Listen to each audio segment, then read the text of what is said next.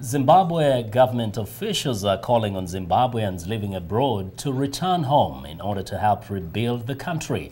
But even expatriates who would like to return are not necessarily jumping at the chance. Currently, right now with the situation in Zim, I cannot go back to Zimbabwe because I came from Zimbabwe running away. William Kandowe is one of the thousands of Zimbabwean refugees living in South Africa. For months now, home has been Central Methodist Church in Johannesburg. But not even a new national unity government and Prime Minister Morgan Tsvangirai's rise to power alongside President Robert Mugabe are enough to lure him home. Bearing the fact that some of the people who came from Zimbabwe running away, coming to South Africa or going back to other countries, when they arrived in Zimbabwe, they were arrested. It is the same with me. When I arrived in Zimbabwe, I knew that I was also going to be arrested. Kandowe is not alone in his fears.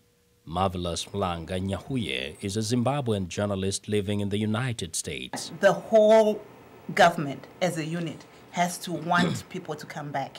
They've got to be committed to make sure that when people do get there, they are safe and there are no more arrests. And those that have been arrested are pardoned so that we see it from where we are right here.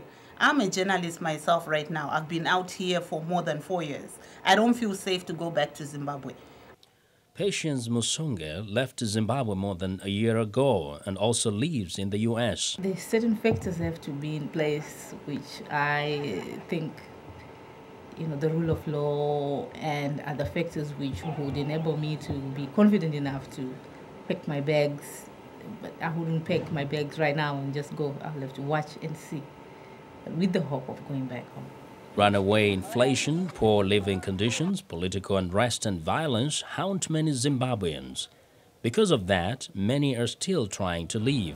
South African authorities say they process more than 30,000 asylum applications each month from Zimbabweans. Shoban McCarthy is an official with the Home Affairs Ministry. What we see with the majority, and not all, but the majority of the people who are coming across the border from Zimbabwe is that they're actually coming to South Africa to seek work, to look for a better life, to earn a living to take back home. And the Refugee Act does not accommodate that group of people. We call them economic migrants.